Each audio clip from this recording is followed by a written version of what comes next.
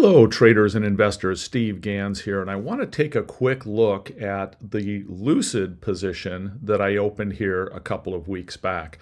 So as you may recall, I stumbled across Lucid Motors when I was down in San Diego around Christmas time. I am a former Tesla owner.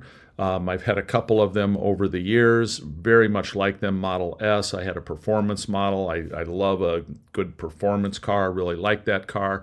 I ended up selling it during COVID just because I wasn't driving anywhere at that point. And I haven't had a car since. I've been mainly on my motorcycle. I just like my motorcycle. I live in Southern California. When I need a car, my wife and I can share a car. But when I was down at the mall in San Diego, I stumbled across Lucid. And as you can see, beautiful, beautiful looking car. Took it for a test drive, was just absolutely blown away. Decided to not only buy the car, and you're going to see some footage of that at the end of this video if you want to stick around and check that out. I've had people tell me that when I get delivery, they wanted the unboxing video, if you will. So you'll see that at the end here. But I not only wanted the car, but I bought some shares of stock. And I bought stock and I also bought some options. So what I want to show you here today is obviously this is down. This position is down. So if I take a look at where I bought Lucid, so when this came back about to this area, I figured this was a good support level. I went ahead, I bought shares of stock. I also bought leaps, long-term options that don't expire for a couple of years. Now, I looked brilliant for a few days there. Then they had an earnings announcement here. Now, while their earnings announcement was better than expected, their earnings were better. And in addition to that, the number of vehicles delivered was better. So pretty much everything was better than what they expected. I think the outlook was very good, what they're projecting for this next year. But what caught people by surprise was the fact that essentially the founder and the CEO, Peter Rollins, is stepping down as president. And he's going to be a technical advisor to the new president and CEO. The new president and CEO is a person that's been in a senior role with Lucid for quite some time.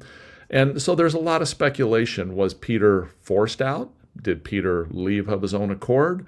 And I got to tell you, I've seen stories that cover both sides of that. I'm not sure which one is right.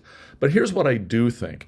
Peter is very, very good at technology. He's an engineer by trade. He has developed a phenomenal product. In fact, before I get to this next spot, take a look at this article where the new Gravity just released last Friday. Not the Gravity's been out for about a month, but the news was just released last Friday that the Gravity has been awarded the top award for an SUV that's an EV, and it ranks 10 out of 10. Phenomenal, phenomenal ranking. You can also see that the Lucid Air, the vehicle that I just bought, is also very highly ranked. So Peter's done a great job on the technology side of things, putting together a vehicle that is one of the most efficient and highest performing electric vehicles on the market. But Peter has not been very good at marketing, getting the sales arm spun up, if you will. And there's a case to be made that he hasn't been as good at running a factory, getting product out the door. So I think what's maybe happening here is there's a little bit of a shift to get somebody in there that maybe is going to be a little more effective at the key things that Lucid needs right now. You'll also see the new analyst report here that gives Lucid a $5 price. Now, of course, there's other analysts that have given Lucid lower prices in the $3 range, even the $2 range. I think there might even be one out there at $1.50. But the bottom line is that people are starting to take notice here. And a couple of little things that I think will come to light that you'll see is that deliveries. When I picked up my car, the gentleman that did the delivery of it, he was just swamped. He said, "Steve, this is my 5th delivery today." Now, this is in Costa Mesa, California, Orange County, California. He said, "We've never delivered as many cars as we're delivering right now." Also of note, there is a Tesla service center that's 2 or 3 doors down on the same street, he said, we have had more and more people that are not happy with the environment at Tesla. I'm not saying they're unhappy with the cars maybe, but they're not happy with some of the other political things going on. And they're walking down to this Lucid showroom that's a couple doors down from Tesla. He said they are getting more and more traffic from Tesla than they've ever had before. They delivered more cars last month than they've ever delivered. They're expecting to have even a higher delivery rate this month. And of course, the new Gravity is starting to deliver more and more regularly as well. So there's a lot of what I consider to be potential upside catalysts that are now coming out on Lucid. Of course, the stock has relatively tanked here after Peter went away and people are unsure why. It's kind of basing here in this $2 range. But let's just take a look at the option side of things, because I think it's important to see how options react versus stock. So we can see right here, I've got 3 long calls. So that's 300 shares. That represents roughly 300 shares of stock. If I had 300 shares of stock that I bought here at 268, and we're now down here at 215 or so 50 cents lower, those 300 shares of stock would be down approximately $150, somewhere in that general range.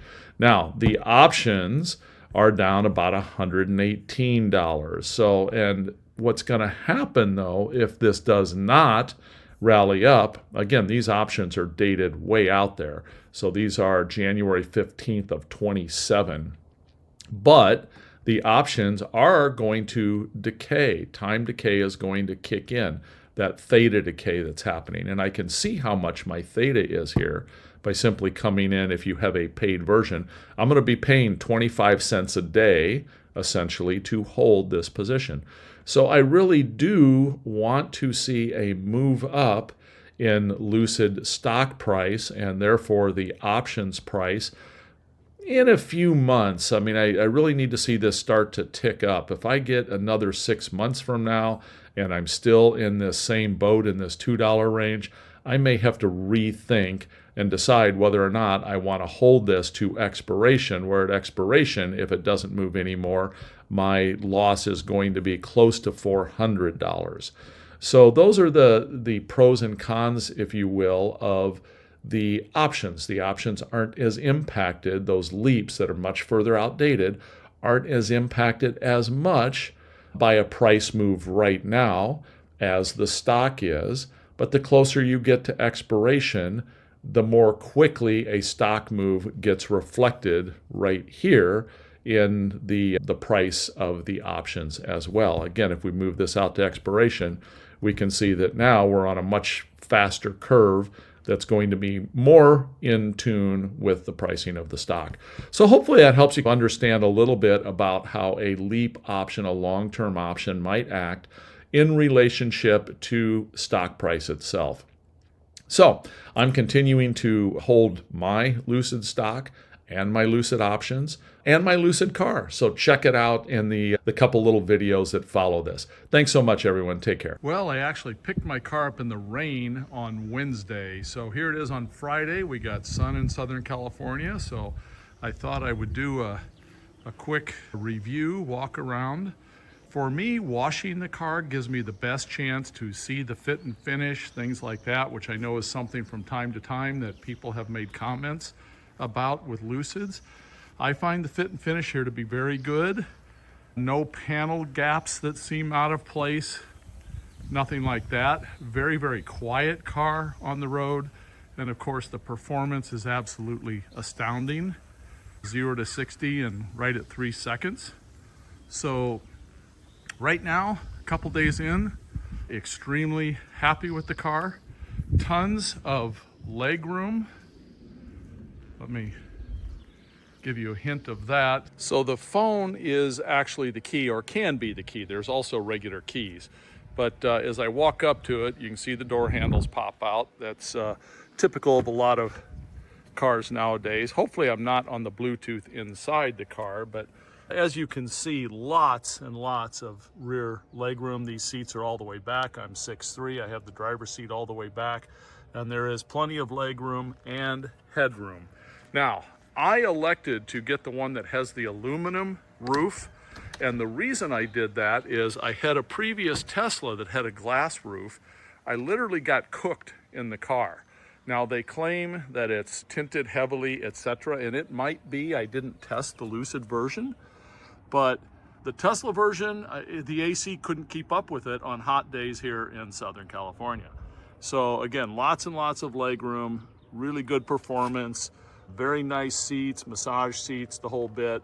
So very, very comfortable vehicle. And so far, obviously only a few days in, loving it, and we'll update from time to time.